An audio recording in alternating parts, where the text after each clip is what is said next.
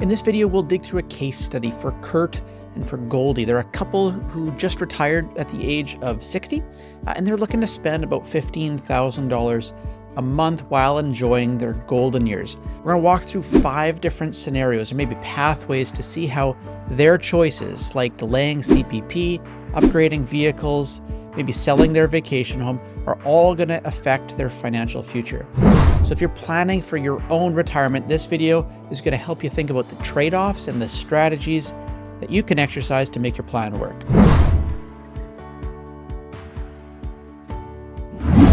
Hey there, I'm Steve Willems. I'm a practicing certified financial planner and wealth advisor with the Willems Wealth Planning Group out here in BC. We started this channel to help you plan for your own retirement, helping you think about how to plan and arrange your investments, your income streams, and ideally pay less tax along the way. Okay, so let's dive right in. Let's meet Kurt and Goldie. So they're both turning 60 this year. They've just retired successfully. They sold a business, actually. Now, with their newfound freedom, they're looking forward to enjoying their golden years absolutely to their fullest. And so even though they just sold their business, that was kind of like a big financial milestone for them, they still now have another set of questions. And their biggest question is, how much can we afford to spend? Now, they were really hoping to have about $15,000 a month coming in retirement. They figured that would be enough to allow them to kind of maintain their sense of financial security for the rest of their lives. So let's dive into their situation, and first let's take a look at some of the numbers. So Kurt and Goldie's total net worth is significant, $8.1 million. Their primary home that they're living in is worth about $3 million, and they own a $1.5 million holiday property over in Hawaii. Now, their investments total about $5.5 million. It's split across various accounts. So Kurt's got an RSP worth about $1.1 million. Goldie's got $800,000 of RSPs. Combined between the two of them, they got $240,000 in their TFSAs. Now, they have a joint taxable non-registered account. It's holding about $2.5 million. It's got an adjusted cost base or a book value of $2 million. Now, this was mostly proceeds from that recent business sale that happened just last year. So it was a share sale, and so they were left with personal proceeds after the deal. Now, with a portion of those funds, they bought that vacation kind of dream property over in Hawaii, and they were left with this non-registered investment account. Now, just a quick note here about the numbers. Like, don't get caught up in the specific values. Like, we see these types of situations over here all the time. Perhaps this is your situation, but more than likely, you might be in a different spot. If that's the case, just move the decimal point kind of 1 point this way or 1 point that way, like whatever you need to do. The point of this video is going to be to look at the common principles or the frameworks that you can use, that you can think about as you think about how to plan for your retirement, regardless of whether you exactly fit this mold. So let's now talk about their spending. So right now, Kurt and Goldie, they want to enjoy their go-go years with about $180,000 a year coming in. So about $15,000 a month. Now that's going to be after tax. So we'll have to figure out on our side that gross amount that we're going to need to come up with and where that should best come from. Now they're expecting their spending is going to slow down in their 70s to $150,000 a year. And eventually it's going to drop to about $120,000 a year in their no-go years. They figured that was a reasonable assumption. Now they've got aging parents themselves, right? We talk about the sandwich generation. And so they want to just make sure that they don't have to rely on anyone financially to cover their kind of care costs later on in life. And so we talked about a kind of a planned increase actually of their spending all the way back up to $170,000 a year in their 90s to cover some of those anticipated care costs. Now, it may or may not happen. This is a long time into the future, but they just felt better kind of baking that into the plan. It felt more conservative.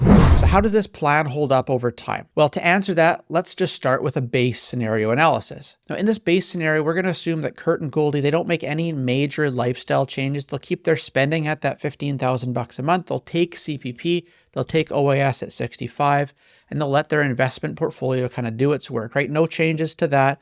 We'll just model it out with about 30% of their savings in fixed income, about 70% is going to be in public equities, and we'll run kind of a conservative historical rate of return, kind of blending those asset classes together. It's going to get us to about a 5% net rate of return. And so here's what happens. By age 95, their projected net worth is looking like it's going to be about $15.1 million. If we adjust that for inflation, it's going to feel as though it's worth about $6.4 million in today's dollar terms. So overall, really successful. They're sitting in a goal surplus position of 4.5 million bucks, meaning that they've got 135% of what they actually need in order to support their plan. So in this scenario, Kurt and Goldie, they're feeling pretty fantastic about this, right? This first question that they had, can we afford to run at that $15,000 per month net burn rate?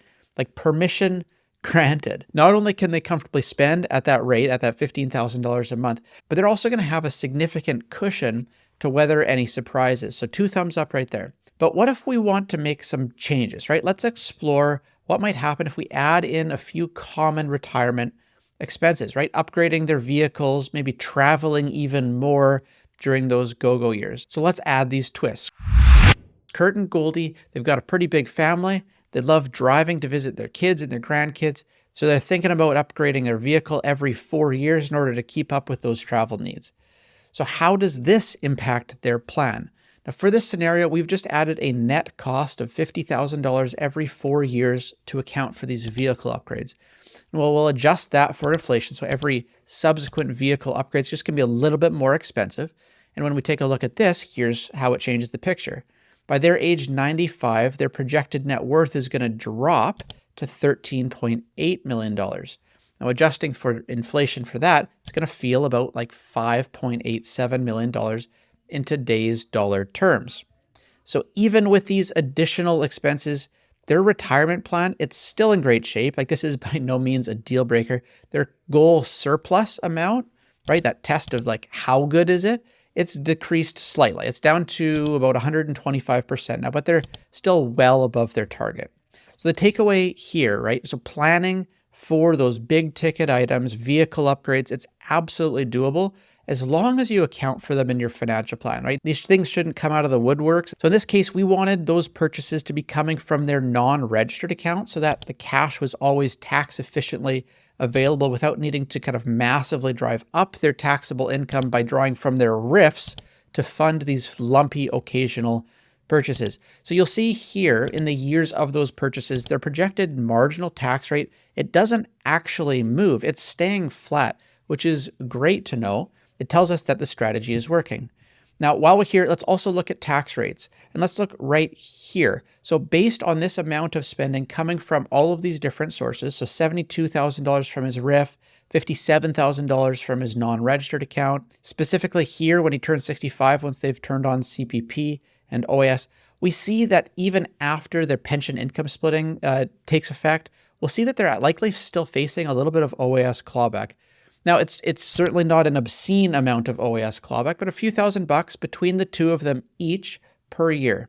Now, interestingly, it looks like they'll be stepping down gradually, and it actually will be gone as they transition through the go-go phase and into the slow-go phase. Now, just put a bookmark in this. We'll loop back to this issue in a minute. We'll want to see how we can optimize that decision specifically in just a sec. Now, by the way, if you like seeing these kinds of videos, could you just do me a quick favor and hit that like button just so we know, or maybe write in the comments. It helps us know what's working for you, kind of what type of content you want to see more of. Really helpful for us. Now, first, let's just push this case again a little bit further. So Kurt and Goldie, back when they ran their business, they were all hands on deck kind of running that business. It afforded them, admittedly, a really nice life, but they really didn't have time. Time was their most precious commodity. They didn't have any time to convert that nice income into meaningful life experiences. What that meant was that they built up a pretty sizable bucket list. Things that they wanted to go do, cultures they wanted to explore, things that they wanted to tick off that list. It's long. So we said, what if now that we're in this base case scenario, we see that it fundamentally works, what if we actually juice that go-go spending a little bit more? How much more could we spend to fully kind of deliberately tackle that bucket list? Like, what is an uncomfortable amount of spending? So we tossed around some numbers with them, and we kind of ultimately landed at a pretty uncomfortable number, right? So $250,000 of net after-tax spending. So we added essentially an extra $5,000 or $6,000 a month of extra spending every single year until they turn 75. So doing this for 15 years. Now, they felt like at that point, they will have seen enough of the world to want to start slowing down.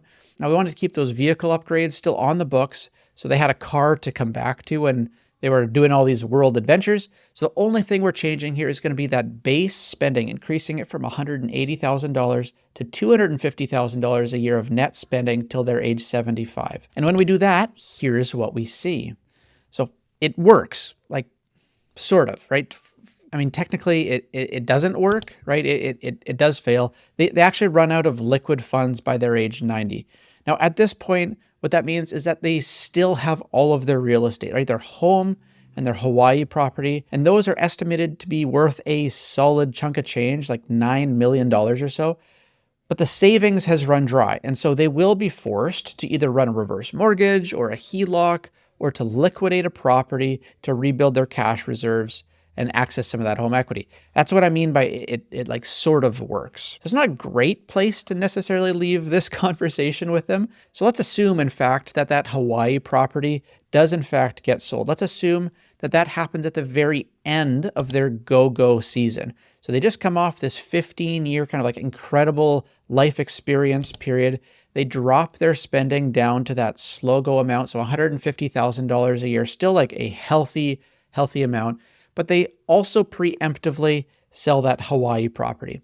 And when we do that, we see it still works out nicely. That deficit that we saw is now gone. The final net worth at age 95 is expected to be $9.77 million, which is going to give them about $4.16 million of equivalent purchasing power in today's dollar terms. So they're still left with some funds at the end. Remember, they still have their principal residence at this point, like they're aging in place. So long as they're willing to move on from that vacation property, for that to kind of not be a generational asset, something to be passed down on to the kids or the grandkids, this solution works out really well. And this was super helpful for Kurt and Goldie. They now knew what their spending range could look like, and they were given actually permission to dream even bigger than they thought possible in this next season of life. They felt super great about that.